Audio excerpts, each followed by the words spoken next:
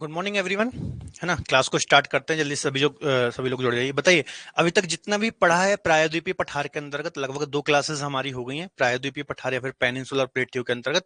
तो कोई भी डाउट है तो बताइए। अमृत जी, शुभानंद जी, गुड मॉर्निंग। और अमृत जी, आप जो पूछ रहे थे मेघालय, चेरापूंजी और मासिमराम, तो वो दोनों मेघालय में ही है ना? असम में नहीं है, आपको शायद डाउट हो रहा था, तो मेघालय में ही है दोनों। ठीक है, चलिए स्टार्ट करते हैं। कोई भी डाउट हो तो आप कमेंट में पूछ सकते हैं, अभी तक जितना भी हमने पढ़ा है। ठीक है, क्या क्या पढ़ लिया थोड़ा सा मैं आपको एक बार बता देता हूँ ना, जो भी नए बच्चे क्योंकि ज्वाइन होते जा रहे हैं तो उनके लिए बता दूं कि सबसे पहले हमने भारत का सामान्य परिचय, जनरल इंट्रोडक्शन ऑफ इंडिया, ठीक है, ऑफ इंडिया, ये हमने पूरा कंप्लीट कर लिया है, पहला टॉपिक। दूसरा टॉपिक फिजिकल डिवीजन, इसमें हमने 6 भागों में फिजिकल डिवीजन किया था भारत का, जिसमें से हिमालय पहला पार्ट कंप्लीट हो गया है, उत्तर का विशाल मैदान ये भी कंप्लीट हो गया है। तीसरा जो हम पढ़ रहे हैं पेनिनसुलर प्लेट्यू, ये अभी हम स्टडी कर रहे हैं और इसको आज हम खत्म कर लेंगे इस टॉपिक को। शेष 3 बचेंगे तो उनको हम आगे डिस्कस करेंगे। ठीक है, तो इतना अभी तक हम पढ़ चुके हैं। चलिए टॉपिक को स्टार्ट करते हैं।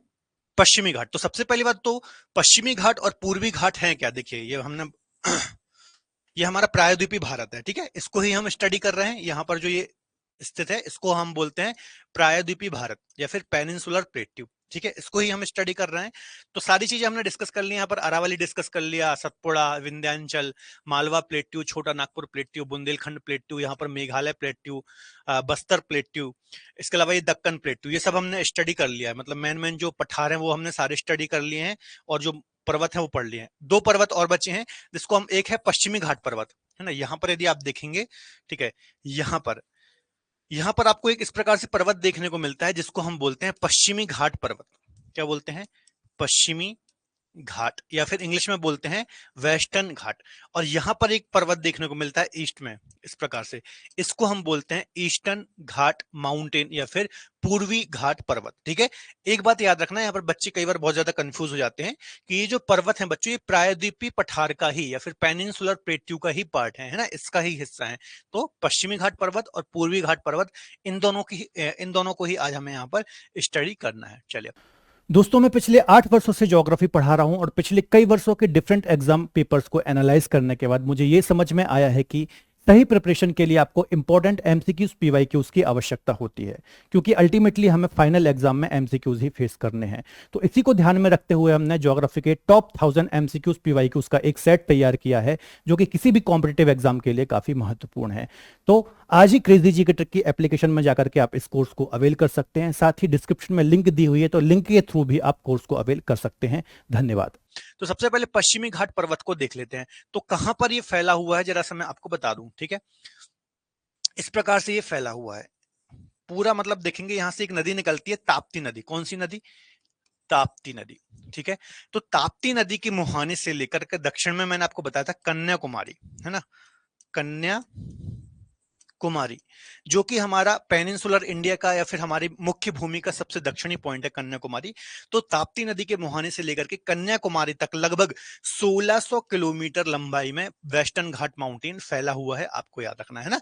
इस प्रकार से सतत अवस्था है, मतलब जैसे हिमालय को हमने पढ़ा था ना, बिल्कुल ऐसे स्टार्ट होती है और फिर सीधे अरुणाचल प्रदेश में खत्म होती है, उसी प्रकार से ये यहाँ से स्टार्ट होती है तो पूरा लास्ट में जाकर के दक्षिण में ही खत्म होती है। इसको हम बोलते हैं वेस्टर्न घाट या फिर पश्चिमी घाट। इसका एक और नाम है, आपने सुना होगा, सह्याद्री। ठीक है, सह्याद्री के नाम से भी इसको जानते हैं, सह्याद्री माउंटेन के नाम से भी इसको जानते हैं। ठीक है, तो ये कुछ बेसिक चीजें हमने डिस्कस कर ली, बाकी मैं आपको थ्योरी के हिसाब से पढ़ाता हूं। यहाँ पर देखिए, इसे सह्याद्री के नाम से भी जाना जाता है। ठीक है, इसके अलावा ताप्ती नदी के मुहाने से लेकर के कैप कैमोरिन या फिर कन्याकुमारी जिसको हम बोलते हैं, दक्षिण तक फैला हुआ है। ठीक है, यहां पर देखिए ये ताप्ती नदी है, यहां से लेकर के दक्षिण में यहां तक ये इस प्रकार से फैला हुआ है, पश्चिमी घाट या फिर सह्याद्री के नाम से जानते हैं। इसका विस्तार उत्तर से दक्षिण दिशा में लगभग 1600 किलोमीटर में है। यहां से लेकर के यहां तक जो इसकी लंबाई है लगभग 1600 किलोमीटर के आसपास है। औसत चौड़ाई की बात करेंगे सॉरी, औसत ऊंचाई की बात करेंगे तो लगभग 1000 से 1300 मीटर इसकी एक एवरेज हाइट है या फिर एवरेज ऊंचाई है, ये भी आपको याद रखना है। ठीक है, आगे डिस्कस कर लेते हैं। इसके अलावा इंडियन प्लेट और अफ्रीकन प्लेट के टूटकर अलग होने के पश्चात ये बना था, है ना। अभी किस माउंटेन का एग्जाम्पल है, सबसे पहले आपको ये समझ पता होना चाहिए। ठीक है, तो ये बच्चों कगार का एग्जाम्पल है ना। कगार या फिर इसको इंग्लिश में बोलते हैं स्कारपमेंट, स्कारपमेंट, स्कारपमेंट माउंटेन बोल लीजिए, कगारी पर्वत बोल लीजिए, आप ऐसे बोल सकते हैं ना। इसका मतलब क्या है कि देखिए, मैंने आपको बताया था जब इंडियन प्लेट गोंडवाना लैंड से टूटी थी, है ना, तो जब मान लीजिए ये प्लेट थी, है ना, यहाँ से हमारी इंडियन प्लेट ब्रेक हुई इस प्रकार से, ठीक है, तो ये जो टूटा हुआ हिस्सा था, है ना, ये जो टूटा हुआ हिस्सा था, इसको ही हम बोलते हैं वेस्टर्न घाट माउंटेन। ठीक है, वेस्टर्न घाट माउंटेन, मतलब ये दो प्लेटें थी, इस प्रकार से आप समझिए, ये दो प्लेटें थी, है ना, ये पूरी एक प्लेट थी, है ना, जब ये हमारी इंडियन प्लेट टूटी, ये इंडियन प्लेट टूटी, तो ये इंडियन प्लेट का जो टूटा हुआ हिस्सा है, यही वेस्टर्न घाट है ना, यही वेस्टर्न घाट माउंटेन है। अभी मैं आपको इमेज में भी दिखाऊंगा, देखिए यहाँ पर ये देखिए, यहां से आप देख पा रहे होंगे, ये पूरा जो हिस्सा है ये वेस्टर्न घाट का ही हिस्सा है, और यहाँ पर पहले जुड़ी होगी कौन सी, गोंडवाना लैंड वाली प्लेट यहाँ पर जुड़ी होगी।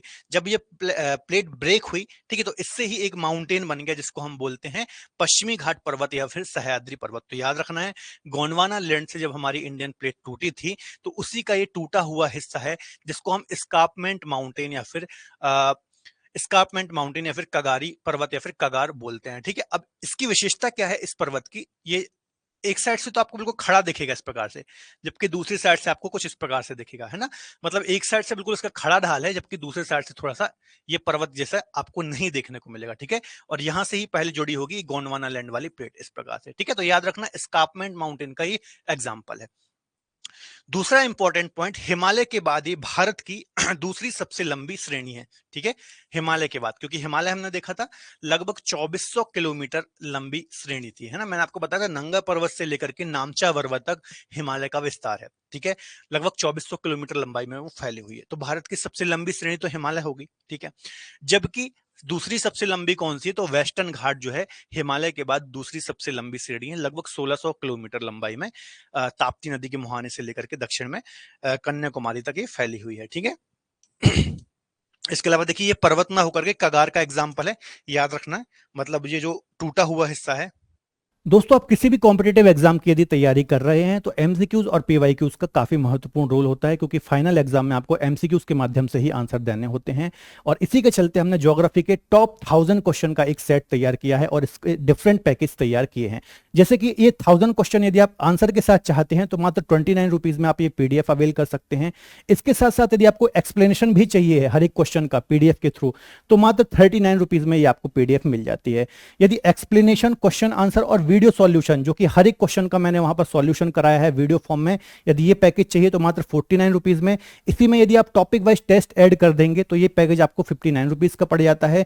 और मिक्स क्वेश्चन के साथ प्रैक्टिस सेट यदि आप इसमें ऐड करेंगे तो मात्र 69 रुपीज में ये पैकेज आपको मिल जाता है।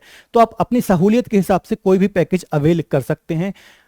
इसके अलावा हमारी क्रेजी जी के ट्रिक की एप्लीकेशन को डाउनलोड कर सकते हैं, वहां से ये कोर्स अवेल कर सकते हैं, और डिस्क्रिप्शन में लिंक दी हुई है तो वहां से भी ये कोर्स अवेल कर सकते हैं। धन्यवाद। गोंडवाना लैंड से कैसे जुड़ा हुआ था, अमृत जी आपको मैंने पढ़ाया है ना, हिमालय में प्लेट टेक्टोनिक गतिविधि पूरा मैंने आपको समझाया था, गोंडवाना लैंड से कैसे टूटा, है ना। देखिए कैसे टूटा मैंने आपको बताया था, एक बार फिर से बता देता हूं, आपने हिमालय वाले लेक्चर ध्यान से नहीं देखा शायद। मैंने बताया था ना कि जो हमारी अर्थ है ना, हमारी अर्थ है, इसमें 3 मुख्य लेयर होती हैं, क्रस्ट, मेंटल और कोर, ये 3 प्रमुख लेयर होती है ना। अब इसमें से यदि आप एक टुकड़ा काट लें, मतलब 3D में थोड़ा सा इसको एज्यूम कीजिए, तो यदि आप इस प्रकार से एक ये टुकड़ा काट लें इसका, ठीक है, तो ये सबसे वाला हो जाएगा क्रस्ट, बीच वाला मेंटल और ये कोर वाला हिस्सा हो जाएगा। ठीक है, अब ये जो पूरी क्रस्ट है, ये पूरी क्रस्ट है ना, ये हो गया क्रस्ट, ये हो गया मेंटल, ठीक है, और ये हो गया कोर वाला हिस्सा। ठीक है, अब ये ऊपरी वाला जो क्रस्ट है और मेंटल का एक ऊपरी लेयर मान लीजिए, तो इसको साथ में बोलते हैं हम स्थल मंडल, स्थल मंडल, या फिर इसको हम बोलते हैं लिथोस्फीयर। क्रस्ट और मेंटल की ऊपरी लेयर को साथ में बोलते हैं हम स्थल मंडल या फिर लिथोस्फीयर। ठीक है, अब जो ये लिथोस्फीयर वाला पार्ट है, ठीक है, इसके नीचे मेंटल वाले पार्ट में यहां पर क्या है, यहां पर क्या है, ये वाला हिस्सा है दुर्बलता मंडल, दुर्बलता मंडल। ठीक है, जहां पर लावा भरा हुआ है ना, पृथ्वी के अंदर लावा भरा हुआ है, तो यहां पर क्या भरा हुआ है, लावा भरा हुआ है। तो इसी लावे में जो ये स्थल मंडल है, इसको ही हम क्या बोलते हैं, इसी को हम बोलते हैं प्लेट, है ना, इसको ही हम बोलते हैं प्लेट। अब ये जो प्लेटें हैं या फिर स्थल मंडलीय खंड है, ये इस दुर्बलता मंडल या फिर लावा के अंदर क्या करता है, फ्लोट करता है, तैरता है या फिर मूवमेंट होता है। अब मूवमेंट क्या होता है, 3 प्रकार से मूवमेंट होते हैं, कुछ प्लेटें आपस में एक दूसरे के नजदीक आती हैं, है ना, कुछ प्लेटें एक दूसरे से दूर जाती हैं और कुछ प्लेटें क्या करती हैं, अपोजिट डायरेक्शन में मूव होती हैं। तीन कंडीशन बनती हैं, ठीक है। अब जो ये हमारी इंडियन प्लेट टूटी थी, है ना, तो ये एक दूसरे से दूर जा रही होंगी, ऑब्वियस सी बात है, या फिर हमारी इंडियन प्लेट उत्तर पूर्व की ओर मूव होना जब स्टार्ट हुई थी, तो ये गोंडवाना लैंडस्केप प्लेट ब्रेक हुई थी, है ना। होता क्या है, जैसे मान लीजिए प्लेट है ना, यहाँ पर लावा भरा हुआ है, ठीक है। तो लावा की क्या संवहन तरंगें चलती हैं इस प्रकार से लावा फ्लो करता रहता है संवहन तरंगों के रूप में, और लगातार ये प्लेट को ब्रेक यहाँ पर धक्का मारता रहता है इस प्रकार से लावा, ठीक है। अब प्लेट यदि कमजोर होती है तो क्या होती है, यहाँ से टूट जाती है, ब्रेक हो जाती है, और फिर इस प्रकार से ये सेपरेट हो जाती है, ठीक है। तो इस प्रकार से हमारी इंडियन प्लेट गोंडवाना लैंड वाले पार्ट से टूटी थी, ठीक है। और इस प्रकार से ही कोई भी प्लेट ब्रेक होती है या टूटती है। प्लेट टेक्टोनिक वाले लेक्चर में हम इसको डिटेल में डिस्कस करेंगे, ठीक है। हालांकि हिमालय वाले लेक्चर में भी मैंने आपको ये सारी चीजें डिस्कस कराई थी, आपको याद नहीं होगा, आप भूल गए होंगे, ठीक है। देख लेना एक बार वो वाला लेक्चर।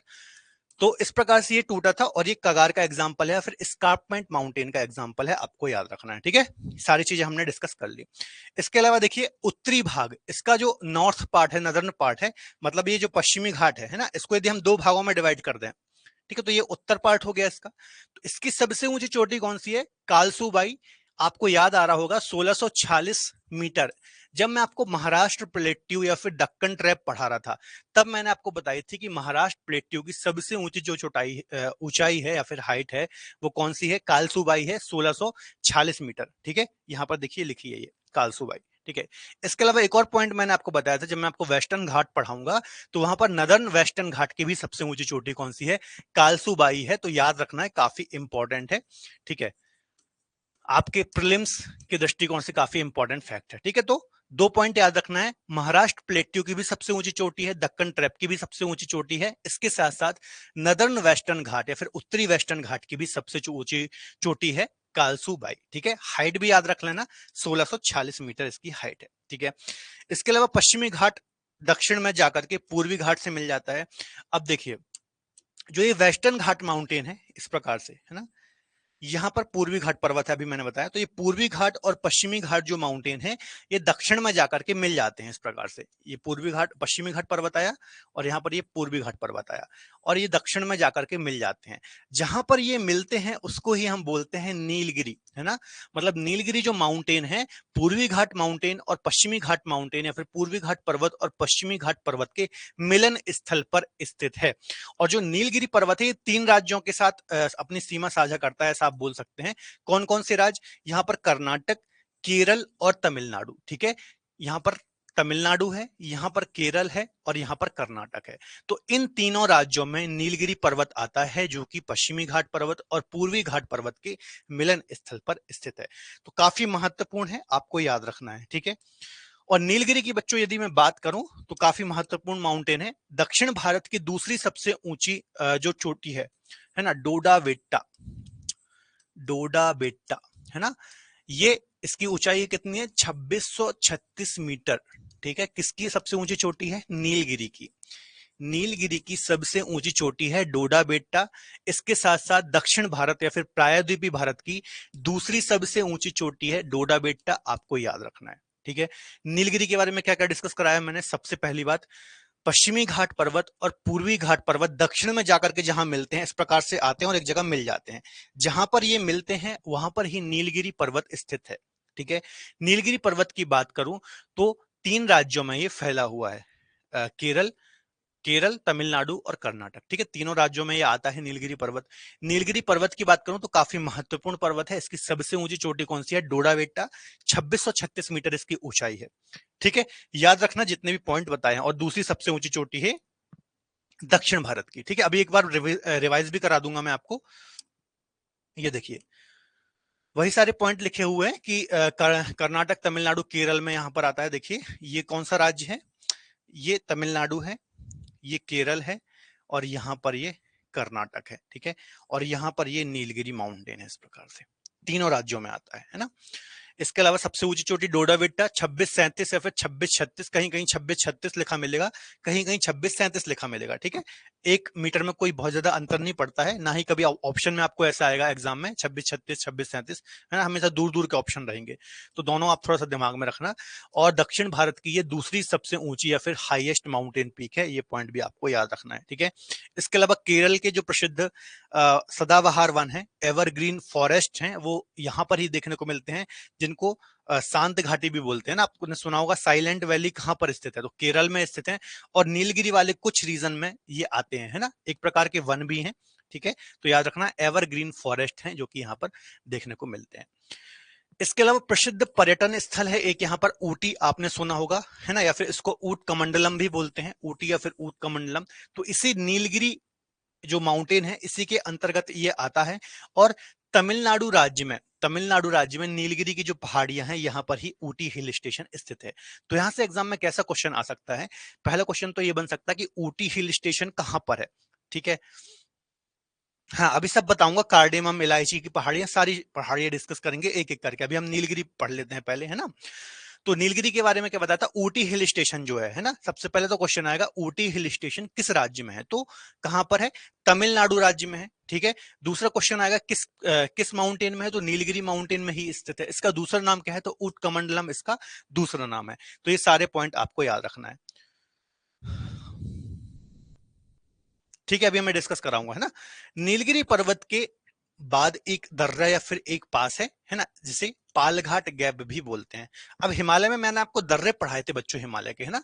हिमालय के दर्रों के बारे में मैंने आपको पढ़ाया। दर्रे क्या थे, मैंने आपको बताया था, पर्वतीय क्षेत्रों में एक प्राकृतिक मार्ग होता है उस पर्वतीय क्षेत्र को क्रॉस करने के लिए, ठीक है।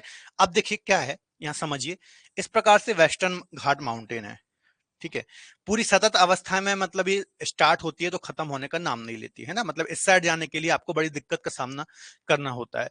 तो कुछ दर्रे हम यहाँ पर अभी पढ़ेंगे इस प्रकार से, मतलब यहां से यहां जाने के लिए आपको कुछ दर्रे देखने को मिलेंगे, ठीक है। जिसमें से एक प्रमुख दर्रा कौन सा है, पालघाट गैप, है ना, पालघाट गैप, जो कि नीलगिरी पर्वत के बाद आपको देखने को मिलता है ना। नीलगिरी माउंटेन के बाद में आपको या फिर उसके दक्षिण में एक गैप देखने को मिलता है जिसको हम पालघाट गैप बोलते हैं, जो कि केरल को तमिलनाडु से आपस में कनेक्ट करता है, ठीक है। अभी हम आगे और भी गैप यहाँ पर डिस्कस करेंगे, ठीक है।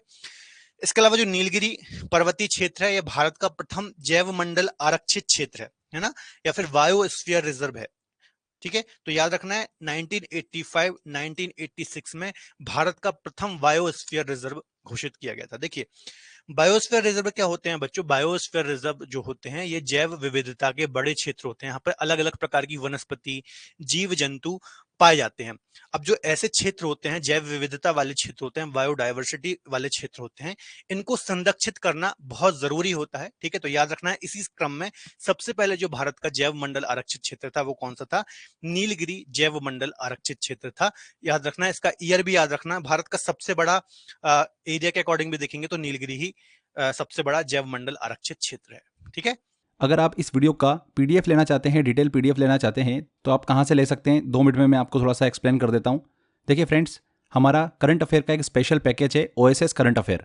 इसी ओएसएस करंट अफेयर के पैकेज में जो भी आपको टॉपिक वाइज करंट अफेयर की पीडीएफ्स आने वाली है, ये सारी पीडीएफ मिल जाती है। देखिए करंट अफेयर को लेकर बच्चे बहुत परेशान होते हैं, लगातार मेरी बात भी होती रहती है। तो करंट अफेयर के लिए एक कंप्लीट सॉल्यूशन पैकेज हमने आपके लिए डिजाइन किया है, जो कि है ओएसएस पैकेज। इस ओएसएस पैकेज को मैं जल्दी से आपको थोड़ा एक्सप्लेन कर देता हूँ। इस ईयरली करंट अफेयर पैकेज में आपको हर मंथ करंट अफेयर का डिटेल ई बुक मिलता है, जिसमें छोटे छोटे करंट अफेयर जो होते हैं सभी को अच्छे से एक्सप्लेन किया जाता है। इसके अलावा हर मंथ जो आपको मंथली करंट अफेयर का वीडियो मिलता है, उसका डिटेल पीडीएफ मिल जाता है इसके अंदर। इसके अलावा करंट अफेयर की आप इस पैकेज के अंदर प्रैक्टिस कर सकते हैं, टाइम टू टाइम टेस्ट दे सकते हैं। जितनी भी मैराथन्स चैनल के ऊपर डलती है, यूट्यूब चैनल के ऊपर, उन सभी मैराथन्स का पीडीएफ आपको इस पैकेज में मिल जाता है। Topic wise current affair series जो होती है हमारी, उसका पीडीएफ आपको यहाँ पर मिल जाता है। करंट अफेयर की शंखनाद बुक का अपडेटेड पीडीएफ आपको यहाँ पर पैकेज में अवेलेबल हो जाता है। लेटेस्ट जो भी एग्जाम होती है उनके अंदर जो भी करंट अफेयर्स पूछे जा रहे हैं, क्या पैटर्न फॉलो हो रहा है, उन क्वेश्चंस का कलेक्शन भी आपको इस पैकेज के अंदर प्रोवाइड किया जाता है। तो कंप्लीट सॉल्यूशन हमने आपके लिए बनाया करंट अफेयर का। बार बार बच्चे परेशान होते हैं, तो आप एक पैकेज ले लीजिए और करंट अफेयर की टेंशन बिल्कुल खत्म कर लीजिए, ठीक है। जितने भी करंट अफेयर के वीडियोस आते हैं यूट्यूब के ऊपर, सभी का पीडीएफ आपको इसी पैकेज के अंदर प्रोवाइड कर दिया जाता है। तो बार बार आपको अलग से सर्च करने की जरूरत नहीं होती है कि कोई नया वीडियो आया है तो मैं उसको अपने कलेक्शन में ऐड कर लूँ। अगर आपने इस पैकेज को एनरोल कर रखा है तो आपको ऑटोमेटिकली PDF अपडेट हो जाता है। फ्रेंड्स, सबसे अच्छी बात, इंग्लिश एंड हिंदी दोनों लैंग्वेज में ये पैकेज अवेलेबल है आपके लिए, तो इसको एनरोल कर सकते हैं आप। 0 रुपये में एनरोल कर सकते हैं। 99 रुपीज़ का पैकेज है। 99 रुपीज़ आप जब पे करते हैं तो जो अमाउंट है 99 रुपीज़ का वो आपके ID पर क्रेडिट हो जाता है। उसको आप अदर पैकेज के साथ में यूज़ कर सकते हैं। जैसे मान लो आपको 100 RGS लेना है, तो 100 RGS में आप फ्लेट 99 रुपीज़ जो है वो माइनस कर सकते हैं। तो इस तरीके से ये पैकेज आपको 0 रुपये में मिल जाता है। अगर आप ये पैकेज एनरोल करना चाहते हैं तो डिस्क्रिप्शन बॉक्स और कमेंट बॉक्स में लिंक दे रखा है, वहाँ पर क्लिक कर आप इसको एनरोल कर सकते हैं। इसके अलावा crazy GK trick application and root application download कर लीजिए, वहाँ पर आपको ऑप्शन मिल जाएगा। तो चलिए फ्रेंड्स, अगले क्वेश्चन की तरफ चलते हैं।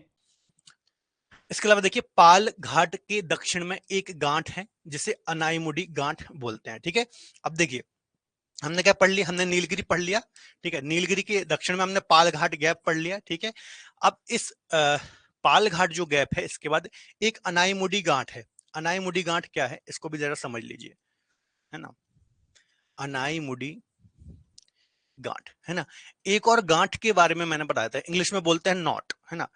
जब मैं आपको हिमालय वाला हिमालय पढ़ा रहा था, तब मैंने आपको बताया था, एक गांठ के बारे में बताया था, एक नॉट के बारे में बताया था, जिसको हमने बोला था पामीर नॉट। क्या बोला था? पामीर नॉट।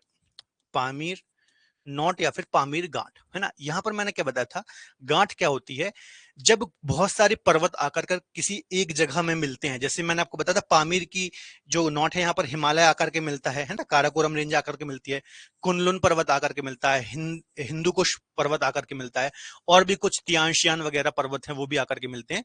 तो इस पामीर नॉट में आकर के बहुत सारे पर्वत आकर के मिलते हैं, इसलिए इसको हम बोलते हैं पामीर नॉट, है ना। उसी प्रकार से यहाँ पर भी एक नॉट है जिसको हम बोलते हैं अनाईमुडी नॉट या फिर अनाईमुडी गांठ। देखिए कौन कौन से पर्वत आकर के यहाँ पर मिलते हैं। अन्नामलाई की पहाड़ियां, पालनी की पहाड़ियां, कार्डिमम इलायची की पहाड़ियां, है ना। अभी आप डिस्कस कर रहे थे, वही पहाड़ियां हैं। तो अन्नामलाई पहाड़ियां, पालनी की पहाड़ियां, कार्डिमम की पहाड़ियां एक जगह आकर के यहाँ पर मिलती हैं, है ना, जिसको हम बोलते हैं पामीर नॉट, है ना। नीलगिरी के दक्षिण में आकर के ये मिलती हैं। ठीक है, अन्नामलाई, पालनी और कार्डिमम। तो यहां से एग्जाम में क्वेश्चन आ सकता है कि ये जो नॉट है अनाईमुडी गांठ, है ना, अनाईमुडी गांठ जो है ये कहां पर है और यहाँ पर कौन कौन सी रेंजेस या फिर पहाड़ियां आकर के मिलती हैं। तो अन्नामलाई, क्योंकि जो अनाईमुडी है अभी मैं आपको डिस्कस कराऊंगा, जो अनाईमुडी है ये एक माउंटेन पीक भी है या फिर एक चोटी भी है। ठीक है, अन्नामलाई पहाड़ी की सबसे ऊंची चोटी है अनाईमुडी, या फिर ऐसा भी बोलते हैं कि दक्षिण भारत की, मतलब ऐसा है ही, बोलते क्या, दक्षिण भारत जो है हमारा पूरा, या फिर प्रायद्वीपीय भारत जो है, इसकी सबसे ऊंची चोटी कौन सी है? अनाईमुडी ही है, आपको याद रखना है। ठीक है, इसकी ऊंचाई कितनी है? 2695 मीटर। अभी मैंने आपको डोडा बेट्टा के बारे में बताया था, जो कि किसकी, नीलगिरी की सबसे ऊंची चोटी थी, 2636 मीटर, लेकिन वो दूसरी सबसे ऊंची चोटी थी। तो पहली जो सबसे ऊंची चोटी है, फिर सबसे ऊंची चोटी है, वो कौन सी है? अनाईमुडी, जो कि अन्नामलाई पहाड़ियों पर स्थित है, आपको याद रखना है। ठीक है, तो ये भी आपको याद रखना है, गांठ के बारे में भी याद रखना है, और ये सबसे ऊंची चोटी भी है अन्नामलाई पहाड़ियों की। देखिए यहां पर लिखा है दक्षिण भारत की सबसे ऊंची चोटी अनाईमुडी है, 2695 मीटर इसकी हाइट है, जो कि अन्नामलाई पहाड़ी पर स्थित है। ठीक है, इसके अलावा पालनी की पहाड़ियां जो हैं, ये मुख्य रूप से तमिलनाडु में है। अब यहाँ पे बच्चों जो ये पहाड़ियां हैं ना, जैसे पालनी की पहाड़ियां हो गई, ठीक है, कार्डेमम की पहाड़ियां हो गई, नीलगिरी माउंटेन हो गया। तो यहाँ से कई बार एग्जाम में क्वेश्चन आते हैं, ठीक है, कि कौन सी पहाड़ी कहाँ पर है, किस राज्य में है। जैसे कि मैंने अभी नीलगिरी के बारे में बताया, ठीक है, तो ये 3 राज्यों में फैला हुआ है। पालनी की पहाड़ियां जो हैं, है ना, ये तमिलनाडु में है। कार्डिमम की पहाड़ियां देखेंगे तो ये सबसे दक्षिणी पहाड़ियां, इनको इलायची की पहाड़ी भी बोलते हैं, इलायची की पहाड़ियां भी बोलते हैं, और ये केरल और तमिलनाडु की बॉर्डर पर स्थित है। तो यहां से ऐसे भी क्वेश्चन आ जाते हैं कि कौन सी पहाड़ी किस राज्य में स्थित है। ठीक है, तो पालनी की पहाड़ी तमिलनाडु में है, याद रखना है। अन्नामलाई की पहाड़ियां और कार्डेमम की पहाड़ियां तमिलनाडु और केरल की बॉर्डर पर या फिर दोनों राज्यों पर स्थित हैं। तो 4 पहाड़ियों के बारे में हमने डिस्कस किया, एक बार देख लेते हैं। सबसे पहले नीलगिरी, है ना, तीनों राज्यों में है, कर्नाटक, केरल और तमिलनाडु। फिर हमने बात की अनाईमुडी, अनाईमुडी जो कि दक्षिण भारत, इस अनाई जो ये अनाईमुडी है, ये एक गांठ भी है और सबसे ऊंची चोटी भी है। तो ये कहां पर है? अन्नामलाई पहाड़ियों पर है। अन्नामलाई पहाड़ी कहां पर है? केरल और तमिलनाडु राज्य की बॉर्डर पर, मतलब दोनों राज्यों में ये विस्तारित हैं या फिर फैली हुई हैं। ठीक है, इसी पर दक्षिण भारत की सबसे ऊंची चोटी है अनाईमुडी, 2695 मीटर इसकी हाइट है। ठीक है, नीलगिरी की कौन सी थी? 2636 मीटर के साथ। डोडा बेट्टा, डोडा वेट्टा, ठीक है, दोनों याद रखना। इसके बाद हमने देखा पालनी की पहाड़ियां, तो पालनी की पहाड़ियां पूर्णतः कहां पर है, तमिलनाडु राज्य में है। और सबसे दक्षिण में जो कार्डेमम या फिर इलायची की पहाड़ियां हैं, ये भी केरल और तमिलनाडु राज्य में फैली हुई हैं, ठीक है। तो यहां से काफी ज्यादा क्वेश्चन आते हैं, ये जो 4-5 चीजें मैंने आपको डिस्कस कराई, तो यहाँ पर काफी ज्यादा बच्चे कंफ्यूज भी होते हैं और यहाँ से काफी ज्यादा क्वेश्चन भी आते हैं एग्जाम में, आपको याद रखना है, ठीक है। इतनी चीज समझ में आई, जल्दी से बता दो, ठीक है। कार्डेमम की पहाड़ियां सबसे दक्षिणी पहाड़ियां कही जाती हैं, यहां पर याद रखना है। और कुछ पर्यटन स्थल खंडाला, महाबलेश्वर, पंचगनी, अंबोली, कुंद्रेमुख, है ना। चूंकि ये वेस्टर्न घाट माउंटेन है, तो यहाँ पर बहुत सारे हिल स्टेशन, पर्वतीय नगर भी हैं। खंडाला, महाबलेश्वर, ये कहाँ के हो गए, महाराष्ट्र के हो गए। पंचगनी, अंबोली, कुंद्रेमुख कर्नाटक, तो ये सभी पर्यटन स्थल या फिर प्रमुख है, याद रखना है। इतना समझ में आया, जल्दी से बताओ। इतनी चीजें समझ में आई।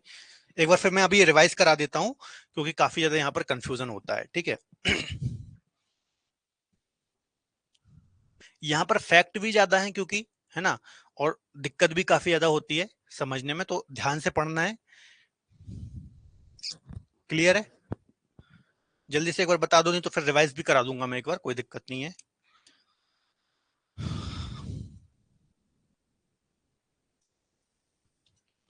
जल्दी बोलो।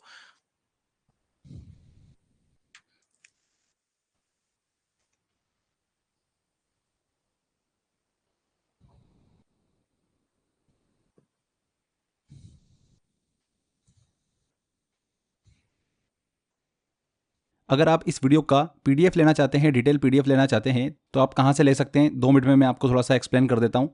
देखिए फ्रेंड्स, हमारा करंट अफेयर का एक स्पेशल पैकेज है, ओएसएस करंट अफेयर।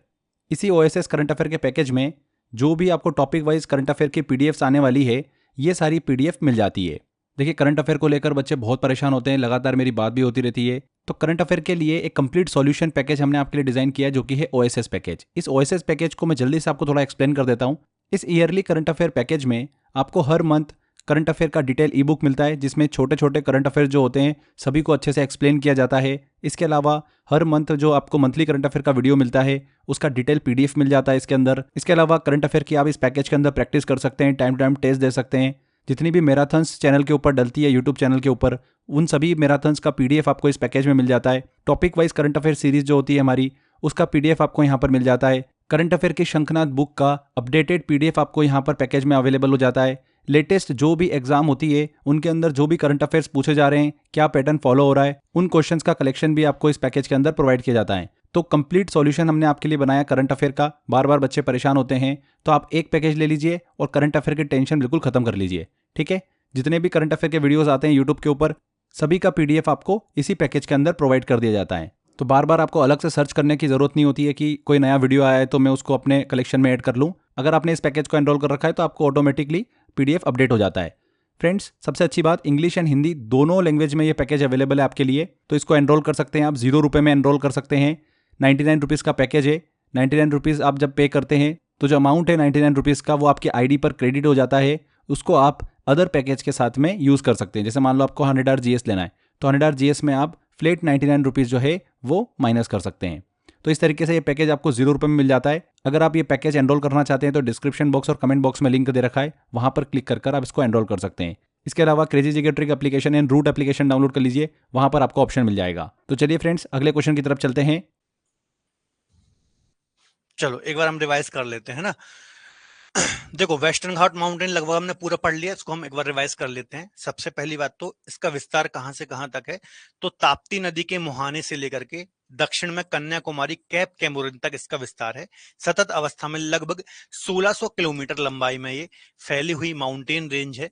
हमारे भारत की दूसरी सबसे लंबी माउंटेन रेंज है, किसके बाद, ग्रेटर हिमालय के बाद। क्लियर है? अगली बात कि ये किसका एग्जाम्पल है, तो एक स्कारपमेंट माउंटेन का एग्जाम्पल है, या फिर कगार, इसको द ग्रेट एस्कार्पमेंट भी बोलते हैं, फिर कगार का एग्जाम्पल है। मतलब जब हमारी इंडियन प्लेट टूटी थी गोंडवाना लैंड से, उस समय जो टूटा हुआ हिस्सा था, तो यही वेस्टर्न घाट था, ठीक है। ये आपको याद रखना है। अगली बात हमने डिस्कस की, ठीक है, कि इसकी जो उत्तरी पश्चिमी घाट जो है ना, नर्दर्न वाला, इसकी सबसे ऊंची चोटी कौन सी है, तो इसकी सबसे ऊंची चोटी है बच्चों है कालसूबाई, 1646 मीटर। महाराष्ट्र प्लेट्यू की भी सबसे ऊंची चोटी यही है। इसके अलावा दक्षिण में मैंने बताया कि जहां पर पश्चिमी घाट पर्वत और पूर्वी घाट पर्वत आपस में मिलते हैं तो इसको हम क्या बोलते हैं, इसको हम बोलते हैं नीलगिरी।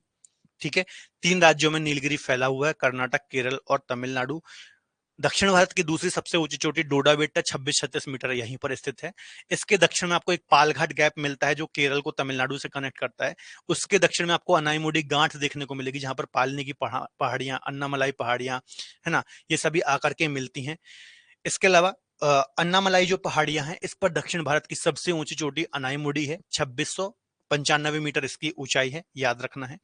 पालनी की पहाड़ियां पूर्णतः तमिलनाडु में है ना। इलायची कार्डेमम की पहाड़ियां केरल और तमिलनाडु के बॉर्डर पर है, और अन्नामलाई की पहाड़ियां भी केरल और तमिलनाडु के बॉर्डर पर है। तो इतने सारे पॉइंट याद रखना है, ठीक है। अब मैंने आपको बताया था यहाँ पर कुछ प्रमुख दर्रे हैं, इनको भी हम एक एक करके स्टडी कर लेते हैं ना। यहाँ पर 4 प्रमुख दर्रे हमें पढ़ने हैं। तो सबसे पहला जो दर्रा है, ठीक है, उत्तर से दक्षिण की ओर ये दर्रे हैं। तो सबसे पहले थाल घाट गैप है ना। थाल घाट गैप कहाँ पर है, यह वेस्टर्न घाट माउंटेन है पूरा, ठीक है। तो यहाँ पर थाल घाट गैप है ना, मतलब यहाँ पर जो मैदानी क्षेत्र है, यहाँ से आपको यहाँ जाना है, तो यहाँ पर जाने के लिए पर्वत को, वेस्टर्न घाट को क्रॉस करना पड़ेगा, ठीक है। तो थाल घाट गैप है, भूर घाट गैप है, पाल घाट गैप है, सिनकोट घाट गैप है। तो ये 4 प्रमुख दर्रे हमें पढ़ने हैं जो कि उत्तर से दक्षिण की ओर इसी क्रम में है, ठीक है। तो थाल घाट गैप की बात करें तो महाराष्ट्र में है। महाराष्ट्र में जो वेस्टर्न घाट माउंटेन है यहाँ पर ये स्थित है, और किसको कनेक्ट करता है, तो यहाँ पर मुंबई है ना। यहाँ पर क्या है, मुंबई, ठीक है। और यहाँ पर क्या है, यहाँ पर आपको नागपुर देखने को मिल जाएगा, ठीक है। तो मुंबई को नागपुर से कनेक्ट करता है कौन सा, पालघाट गैप, या फिर यहाँ आसपास नागपुर के जो भी प्रमुख शहर होंगे तो उनको आपस में कनेक्ट करता है कौन, पालघाट गैप, आपको याद रखना है, ठीक है। तो सबसे पहले सबसे उत्तर में है पालघाट गैप, मुंबई से नागपुर को कनेक्ट करता है, वेस्टर्न घाट में देखने को मिल जाता है। दूसरा है भूरघाट गैप, ये भी महाराष्ट्र में आपको देखने को मिल जाएगा, ठीक है। तो ये किसको, मुंबई से किसको कनेक्ट करता है, यहाँ पर आप देखेंगे तो मुंबई से पुणे को, है ना, मुंबई से पुणे को। यहां पर आप देखेंगे पुणे है, यहां पर नागपुर है, पर्टिकुलर लोकेशन देख लेना, है ना। यहां पर क्या है, पुणे है, तो यहां पर होगा मुंबई, यहां पर होगा मुंबई। तो मुंबई से नागपुर को कनेक्ट कर रहा है थालघाट गैप, और मुंबई से पुणे को कनेक्ट कर रहा है भूरघाट गैप। याद रखना है, दोनों वेस्टर्न घाट में है और दोनों महाराष्ट्र के अंतर्गत आते हैं। यहाँ से कई बार खासतौर पर प्रीलिम्स या फिर वनडे एग्जामों में यहाँ से एग्जाम में क्वेश्चन बनते हैं, ठीक है। तो थालघाट और भूरघाट, कुछ नहीं करना बच्चों, बस आपको 2 प्रमुख शहर है, देखिए मुंबई के 3 जो मैंने आपको बताए हैं, मुंबई, नागपुर यहाँ कहीं देखने को मिलेगा, यहाँ कहीं देखने को मिलेगा, और यहाँ पे पुणे, ये 3 प्रमुख शहर है और तीनों को आपस में ये कनेक्ट कर रहे हैं दर्रे, थालघाट और भूरघाट, ठीक है। बस शहरों के नाम याद रखना है। इसके अलावा सिनकोट घाट की बात करें या फिर सिनकोट दर्रे की बात करें तो तिरुवनंतपुरम और मदुरई को आपस में ये जोड़ता है ना। तो ये भी केरल में आपको देखने को मिलेगा, तिरुवनंतपुरम और मदुरई को आपस में कनेक्ट करता है, या फिर केरल और तमिलनाडु को आपस में ये कनेक्ट करता है, ठीक है। तो ये 4 दर्रे हैं, थाल घाट हमने ऑलरेडी पहले पढ़ लिया था। तो थाल घाट, भोर घाट, पाल घाट और सिनकोट घाट, तो ये चारों गैप या फिर चारों दर्रों को आपको याद रखना है, इंपॉर्टेंट है, ठीक है। तो ये वेस्टर्न घाट में आपको इतनी ही चीजें याद करनी है, ठीक है। चलिए, तो यहाँ पर फ्रेंड्स, जिस तरीके से अभी तक आपने इस लेक्चर को देखा है, जिस तरीके से हमने अभी तक चीज़ों को समझा है, अगर आप इसी तरीके से इस पैटर्न से जीएस मतलब जनरल स्टडी को कंप्लीट करना चाहते हो तो फ्रेंड्स मैंने आप सभी के लिए 100 आवर जीएस का एक कोर्स डिज़ाइन कर रखा है। इस कोर्स के अंदर फ्रेंड्स मैंने आपको 8 सब्जेक्ट कंप्लीट कराए हैं। अलग अलग सब्जेक्ट हमको जीएस में पढ़ना होते हैं, जैसे कि history, geography, polity, economics, art and culture, sports, multiple subjects हमको कवर करना होते हैं। वो सारे सब्जेक्ट इस 100 आवर जीएस के अंदर मैंने आपको प्रोवाइड करे हैं, क्योंकि जीएस के साथ में सबसे बड़ी प्रॉब्लम ये होती है कि इसका सिलेबस कंप्लीट करना एंड उसका प्रॉपर रिवीजन भी करना। इस 100 आवर जीएस के कोर्स में मैंने आपको ट्रिक के माध्यम से एग्जाम्पल, कॉन्सेप्ट एंड हमने इमेजिनेशन के थ्रू चीज़ों को समझा है। इस कोर्स में आपको वीडियो लेक्चर के साथ साथ में class notes and mock test भी दिए गए हैं। ये मॉक टेस्ट बहुत इंपॉर्टेंट है, जो कि प्रीवियस ईयर क्वेश्चन को दिमाग में रखते हुए मैंने डिजाइन करे हैं। मैक्सिमम क्वेश्चन आपको इन्हीं मॉक टेस्ट से एग्जाम में देखने को मिलेंगे। 2 साल की वैलिडिटी के साथ में इस कोर्स को मैंने हिंदी एंड इंग्लिश मिक्स में आपके लिए डिजाइन किया है, जिससे कि सभी स्टूडेंट इसका फायदा ले सकें। इस कोर्स को आप एनरोल कर सकते हैं मात्र 999 रुपीज़ में, जिसमें आपको 7 से 8 सब्जेक्ट जीएस के अंदर कवर हो जाते हैं। कोर्स के बारे में और अगर आपको डिटेल लेना है तो स्क्रीन पर दिए गए नंबर पे भी आप कॉल कर सकते हैं। एनरोल करने के लिए फ्रेंड्स डिस्क्रिप्शन बॉक्स और कमेंट बॉक्स में लिंक दे रखा है, वहाँ पर क्लिक कर आप इस कोर्स को एनरोल कर सकते हैं। इसके अलावा क्रेजी जी के ट्रिक एप्लीकेशन डाउनलोड कर लीजिए, वहाँ पर फाउंडेशन कोर्स में कोर्स बाय अक्षय सर में आपको ऑप्शन मिल जाएगा। तो छोटी सी इन्फॉर्मेशन थी, आई थिंक आपके लिए काफ़ी ज़्यादा हेल्पफुल होने वाली है। चलिए वापस आते हैं हमारे लेक्चर पर। अब हम देखते हैं पूर्वी घाट या फिर ईस्टर्न घाट, इसको भी हम देख लेते हैं। तो पूर्वी घाट पर्वत पश्चिमी घाट पर्वत की तरह क्रमबद्ध या फिर निरंतर अवस्था में नहीं है ना। अब यहाँ पर थोड़ा सा समझना है आपको, जैसा कि पश्चिमी घाट इस प्रकार से था, है ना, इसको हम क्या बोलते हैं, ये सतत अवस्था में है। मतलब ताप्ती नदी के मुहाने से ये स्टार्ट होता है तो सीधे ये कन्याकुमारी तक आता है, ठीक है, सतत अवस्था में बिल्कुल इस प्रकार से रेंज है। जबकि जो पूर्वी घाट या फिर ईस्टर्न घाट है, ये सतत अवस्था में नहीं है, मतलब इस प्रकार से कटा छटा है ना। एक पहाड़ी आपको यहाँ मिलेगी, फिर यहाँ मिलेगी, फिर यहाँ मिलेगी, फिर यहाँ मिलेगी, ठीक है। तो इसके पीछे रीजन क्या है कि जो वेस्टर्न घाट ईस्टर्न घाट माउंटेन या फिर पूर्वी घाट जो पर्वत है, ये असतत अवस्था में मिलता है, डिस्कंटिन्यू मिलता है।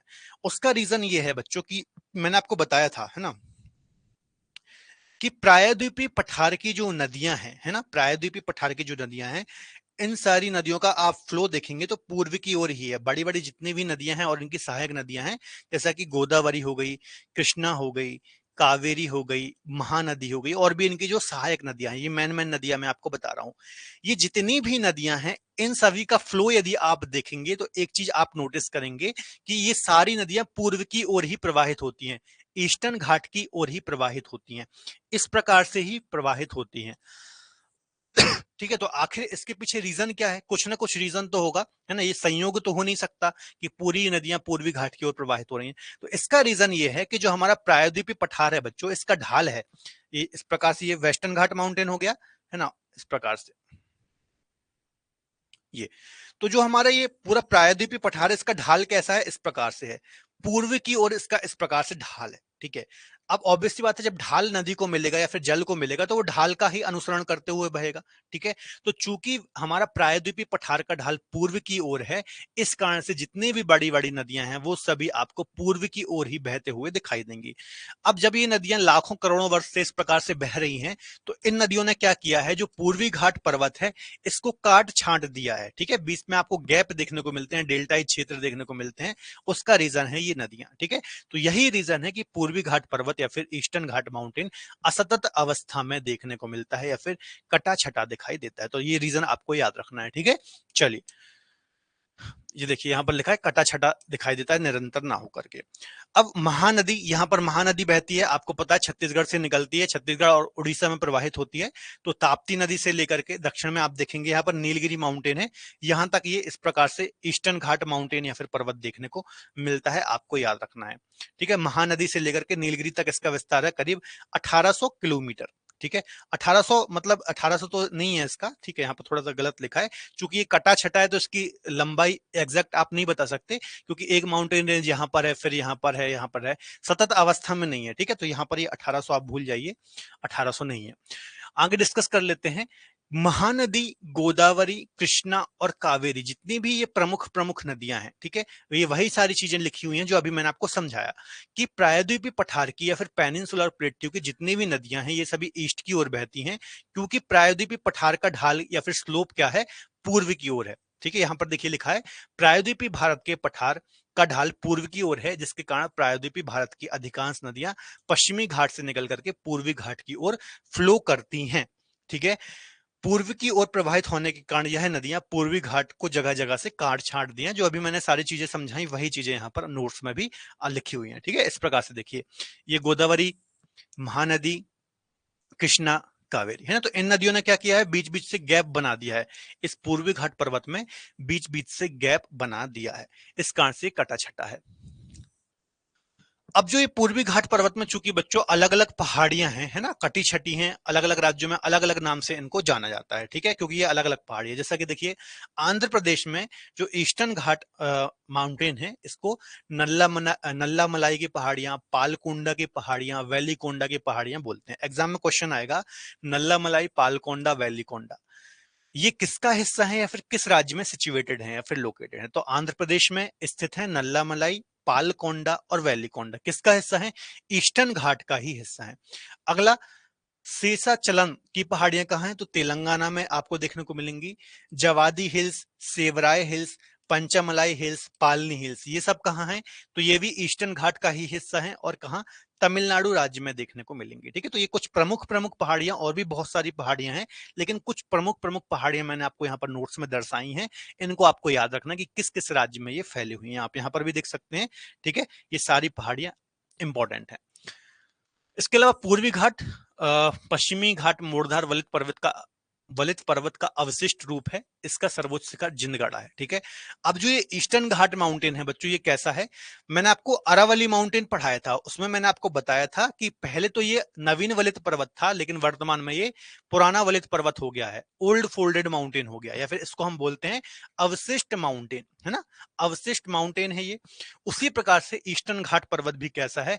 ये भी पुराना वलित पर्वत या फिर अवशिष्ट पर्वत का एग्जाम्पल है, याद रखना है। इसकी सबसे ऊंची चोटी कौन सी है? तो आंध्र प्रदेश में जिंदगढ़ा, जिंदगढ़ा 1690 मीटर इसकी सबसे ऊंची चोटी है।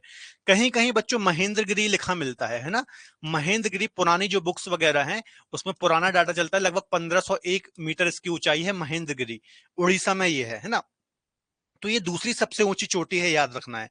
सबसे ऊंची कौन सी है?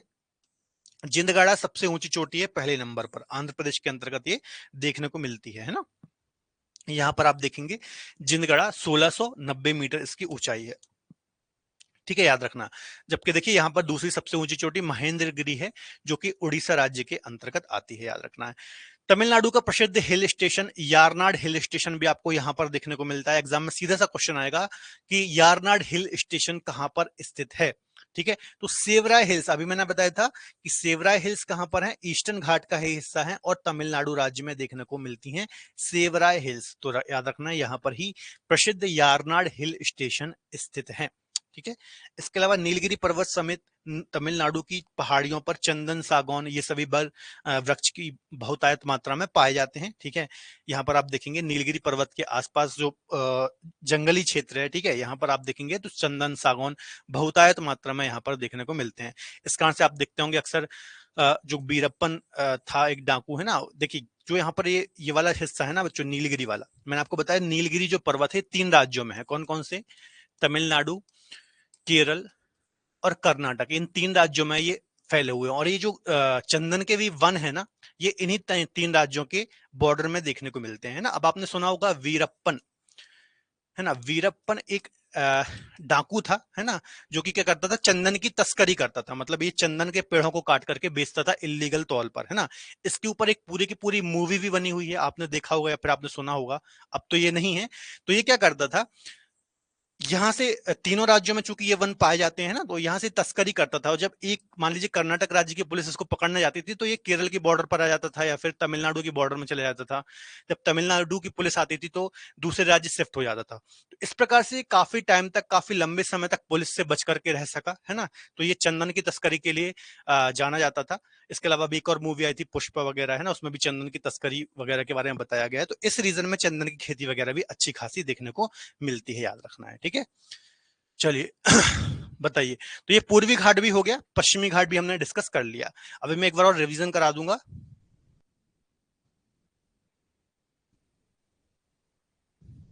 क्लियर नहीं दिखती है क्या पीपीटी? पीपीटी क्लियर नहीं दिखती है क्या? बताओ।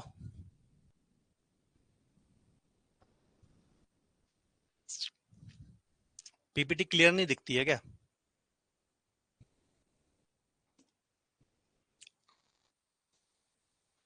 ठीक है, तो ये देखो पूर्वी घाट और पश्चिमी घाट ये हमारा पूरा कंप्लीट होता है। यहाँ पर देखिए सारी पहाड़ियां वगैरह लिखी हुई हैं इस मैप में, आप देख सकते हैं, आपको नोट्स में ये सारी मिल जाएंगी, है ना, अच्छे से आप पढ़ सकते हैं। इसके अलावा एटलस का प्रयोग ज्यादा से ज्यादा करें इस पार्ट को पढ़ने में। आप हर एक पहाड़ी की, पर्वत की लोकेशन देख सकते हैं कि किस राज्य में कौन सी पहाड़ियां हैं, है ना। तो उस हिसाब से जितने अच्छे से आप मैपिंग करेंगे उतने अच्छे से आपको ये चीजें समझ में आएंगी। इसके अलावा नोट्स भी बहुत अच्छे से बनाना है, जैसे मैंने आपको बताया है कौन सी पहाड़ी किस राज्य में है, किन 2 राज्यों में है, फिर किन 3 राज्यों में है। तो यहाँ पर काफी ज्यादा कंफ्यूजन होता है। तो एक बार आप थोड़ा सा मेहनत कर लेंगे तो लॉन्ग टाइम आपको ये चीजें सही रहेगा आपके लिए। ठीक है, ठीक है, मैं थोड़ा सा कैमरे की सेटिंग करा लूंगा, है ना, क्योंकि थोड़ा सा कैमरे की सेटिंग के कारण ये थोड़ा सा लाइट दिख रही होगी। बाकी तो थोड़ा डार्क दिखने लगेगा तो सही दिखने लगेगा। ठीक है, बाकी पीपीटी व्हाइट में ही रहेंगी, है ना, और आपको नोट्स भी एज इट इज सेम मिल जाएंगे, तो आपको फिर पढ़ने में भी दिक्कत नहीं होगी। ठीक है, तो बच्चों ये हमारा पेनिनसुलर प्लेट्यू वाला टॉपिक खत्म होता है। ठीक है, पूरा हमने फिजिकल डिवीजन के अंतर्गत क्या क्या पढ़ लिया एक बार रिवाइज करा देता हूँ। देखिए यहाँ हिमालय हमने पढ़ लिया, पूरा हम भारत धीरे धीरे कवर करते जा रहे हैं। ठीक है, यहाँ पर हमने पूरा ये हिमालय डिस्कस कर लिया। ठीक है, जो कि हमारा पहला फिजिकल डिवीजन था, हिमालय। ठीक है। दूसरा, यहाँ पर दक्षिण में इसी हिमालय से जो नदियां निकलती हैं और इन नदियों के द्वारा जो ये मैदान बनाए जाते हैं जिसको हम बोलते हैं उत्तर का विशाल मैदान या फिर द ग्रेट नदर्न प्लेन, तो इसको भी हमने स्टडी कर लिया। ठीक है, दूसरा फिजिकल डिवीजन था। तीसरा ये प्रायद्वीपीय पठार था, ये वाला। ठीक है, तो इसको भी हमने स्टडी कर लिया लगभग 3 लेक्चर में। ठीक है, ये तीसरा फिजिकल डिवीजन था, पेनिनसुलर प्लेट्यू। ठीक है, तो ये 3 जो प्रमुख, एक प्रकार से देखा फिजिकल ज्योग्राफी जो है खासतौर पर इंडिया की, तो 3 प्रमुख पार्ट हमने डिस्कस कर लिए, एग्जाम के दृष्टिकोण से बहुत ज्यादा इंपॉर्टेंट है। अब चौथा जो पार्ट था, यहां पर आप देखेंगे ये वाला जो हिस्सा है ना, यहाँ पर जो हिस्सा है ये वाला है ना, इसको हम क्या बोलते हैं, ये चौथा फिजिकल डिवीजन था, इसको हम बोलते हैं कोस्टल प्लेन या फिर तटीय मैदान। मतलब ये पश्चिमी घाट पर्वत और पूर्वी घाट पर्वत से जो नदियां निकलती हैं, तो मैंने आपको बताया था नदियां क्या करती हैं, मैदानों का निर्माण करती हैं। तो इस रीजन में इन्हीं नदियों के द्वारा मैदान बनाए गए हैं। ठीक है, इस सकरे दोनों साइड, तो ये मैदानी क्षेत्र है, तो इनको हम बोलते हैं कोस्टल प्लेन या फिर तटीय मैदान। हाँ, पूछ लो शोभानंद जी, पूछ लो जो भी क्वेश्चन है। ठीक है, तो ये कोस्टल प्लेन को हम अगले लेक्चर में डिस्कस करेंगे जो कि फिजिकल डिवीजन रहेगा।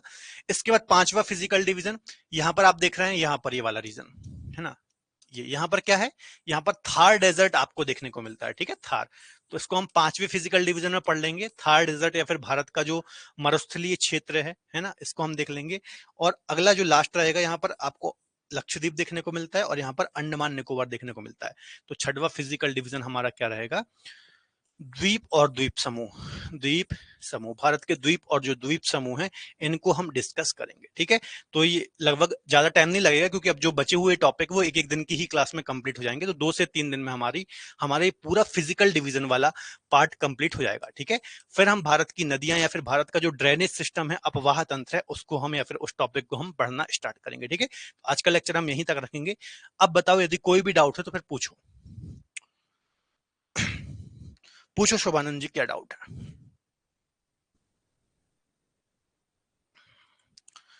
अमृत जी, गोविंदा जी, गौरव जी, कोई डाउट?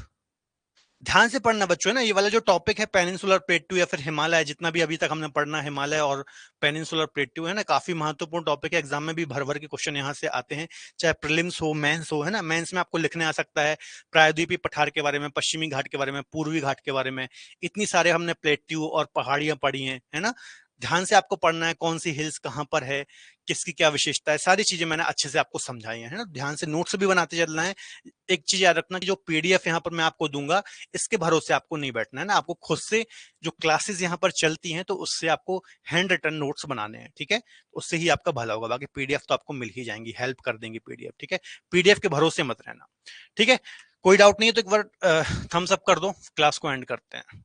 कल हम तटीय मैदान पढ़ेंगे, इतना कंप्लीट करके आना। एक हम टेस्ट भी कर लेंगे, प्रायद्वीपीय पठार का हम टेस्ट भी डिस्कस कर लेंगे, 10 से 15 क्वेश्चन हम डिस्कस कर लेंगे ताकि आपका एक रिवीजन हो जाए। ठीक है, तो कल की क्लास में ही हम कर लेंगे ये काम। जल्दी से बता दो।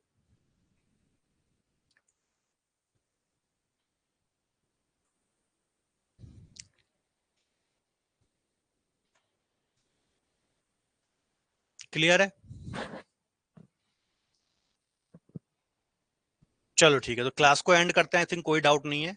ठीक है, मिलेंगे अगली क्लास में, तब तक अपना ख्याल रखें और पढ़ते रहें। Bye bye, take care.